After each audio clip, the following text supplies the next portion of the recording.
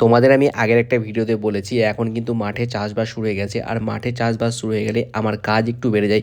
কেননা গাইজ দোকান খোলা, রেডিং করা, ক্যামেরা কাজ করা, তারপর মাঠে যাওয়া, তো সব নিয়ে কিন্তু অনেকটাই কাজ। তো এই যে এখন যেমন চলে এসেছি মাঠে বাবার জন্য খাবার নিয়ে, কিন্তু এদিকে দেখো বাবা কি করছে, একবার এমাট একবার ওমাট করছে। মানে আমি ভাবছিলাম যে আমি কোন দিকে যাব।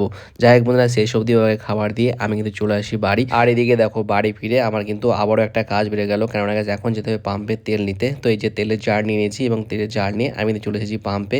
তো এখান থেকে তেল নিয়ে আমি কিন্তু বাড়ি ফেরার পথে চলে যাই স্যালুনে গিয়ে দাড়িটাকে সেভ করে চলে আসি কিন্তু বাড়ি। আর এদিকে দেখো হয়ে গেছে কিন্তু বিকেলবেলা। আর বিকেলবেলা দিকে দোকানটা ওপেন করি এবং তারপর এখান থেকে কিছু মুখরোচক খাবার কিনি এবং সেটা খেয়ে আমি কিন্তু চলে আসি একটা সঙ্গীত অনুষ্ঠানে লালবাগ। এই যে আপাতত চলছে সঙ্গীত প্রোগ্রাম, তো প্রথমে সিঙ্গেল কিছু ফটো এবং ভিডিও নিই এবং তারপর সর্বশেষে ডান্সের ভিডিও নিয়ে আমি ভিডিওটা এন্ড করি। আর হ্যাঁ, আজকে কিন্তু আমার সাথে একটা ঘটনা ঘটে গিয়েছিল। সেটা হচ্ছে মানে এখানে লেজার লাইট লাগানো ছিল, আমি কিন্তু লেজারটা বন্ধ করাই, কিন্তু হঠাৎ করে আমি যখনই বাইরে যাই লেজারটা অন করে দিচ্ছি আর আমি কিন্তু বাইরে থেকে মানে আমার ক্যামেরাটা অন করে আসছিলাম। মানে ভাগ্যিস আমার ক্যামেরাতে ডিরেক্ট পড়েনি, ডিরেক্ট পড়লে যে কী হতো সেটা জানি না। মানে লাখ টাকার ক্যামেরা আজকে চলে যেত জলে।